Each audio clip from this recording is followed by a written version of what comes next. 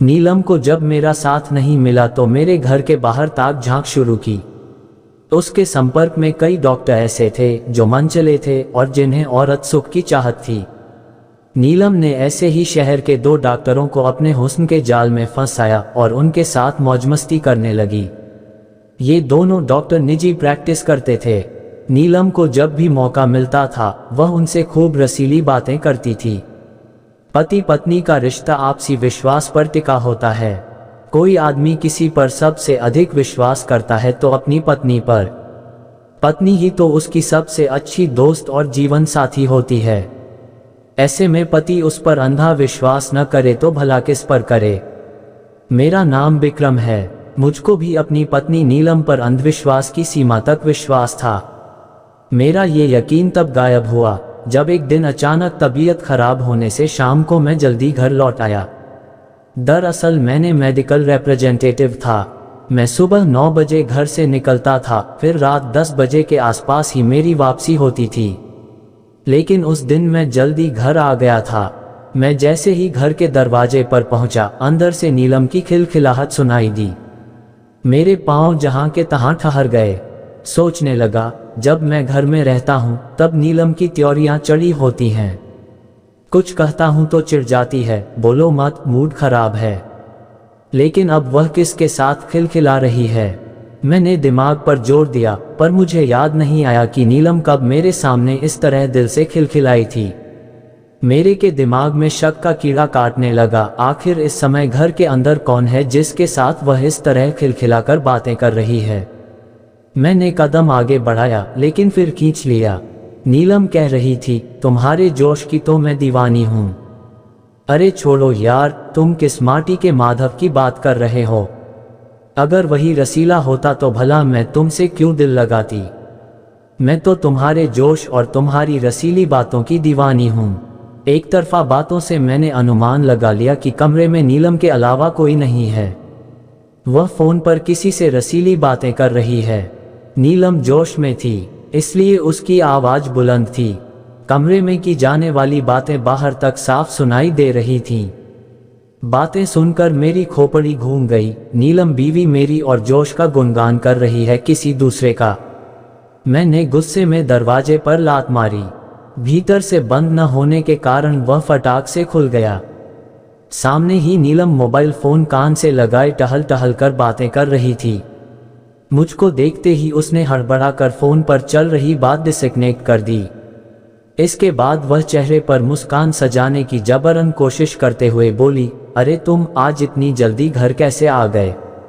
मैंने नीलम को खा जाने वाली नजरों से देखा, फिर बोला, तू किसके जोश की दीवानी है? गुस्से में की पत्नी की पिटाई मैंने लपक कर मधु का हाथ पकड़ लिया और उसका मोबाइल छीनने लगा। लपटा झपटी के बीच नीलम ने उस नंबर को डिलीट कर दिया जिस नंबर पर वह रसीली बातें कर रही थी। मेरा दिमाग पहले से गर्म था, नंबर डिलीट करने से और गर्म हो गया। मैंने नीलम को लात घूंसों और थप्पड़ों पर रख लिया। हर प्रहार के साथ मेरा प्रश्न होता था, बता, तू किसके जोश की दीवानी है और यह सब कब से चल रहा है? लेकिन पिटाई के बावजूद नीलम ने जुबान बंद रखी। नीलम को पीटते पीटते जब मैं पस्त पड़ गया तो घर के बाहर चला गया। नीलम कमरे में सिसकती रही और अपने भाग्य को कोसती रही। मैं अपने परिवार के साथ रहता था। मेरे परिवार में पत्नी नीलम के अलावा 2 बेटे सनी और मनीष थे। मैं लखनऊ कस्बे में रहता था। सालों पहले मैं रोजी रोटी की तलाश में कानपुर शहर आया था। मैं पढ़ा लिखा था। हिंदी और इंग्लिश भाषा मेरी बहुत अच्छी थी।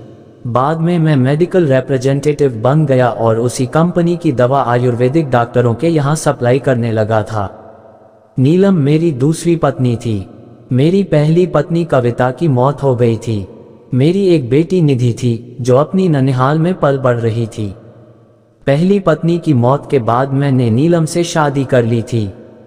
नीलम पढ़ी लिखी व तेज तर्रार थी, सुंदर भी थी और मैं उससे बहुत चाहता था और उस पर भरोसा करता था। वह मेरी हर खुशी का ख्याल रखती थी। समय बीतता रहा।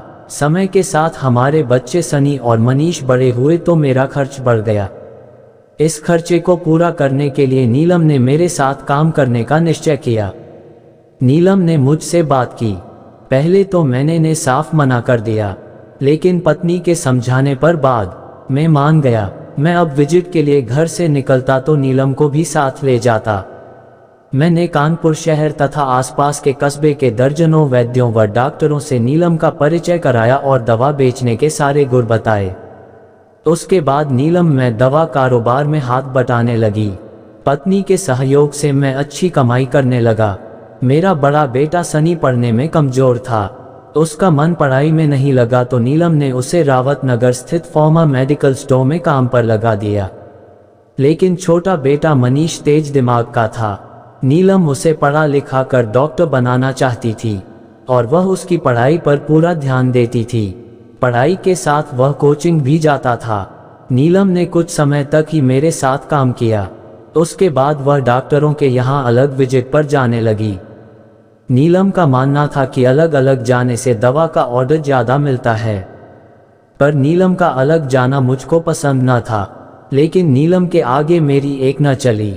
2 डॉक्टरों को फंसा लिया। मधु 2 बेटों की माँ जरूर थी, लेकिन उसके बनाव श्रृंगार से कोई भांप नहीं पाता था कि वह 2 जवान बेटों की माँ है। मेरा मन भोग विलास से ऊब चुका था।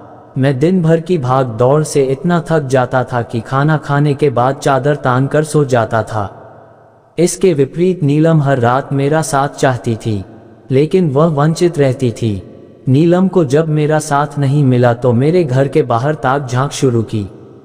उसके संपर्क में कई डॉक्टर ऐसे थे जो मनचले थे और जिन्हें औरत सुख की चाहत थी। नीलम ने ऐसे ही शहर के 2 डॉक्टरों को अपने हुस्न के जाल में फंसाया और उनके साथ मौजमस्ती करने लगी। ये दोनों डॉक्टर निजी प्रैक्टिस करते थे।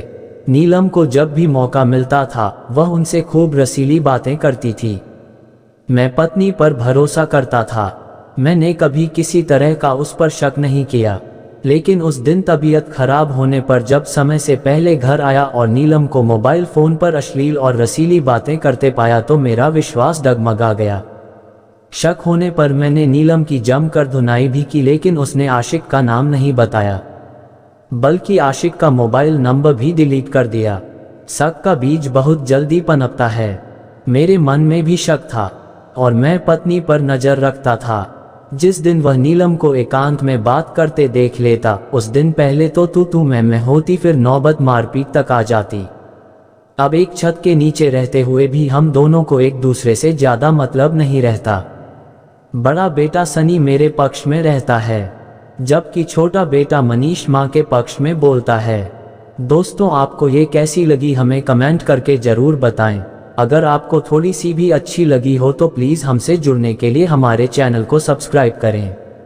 ऐसी स्टोरी और सुनने के लिए नोटिफिकेशन घंटी को दबाना ना भूलें।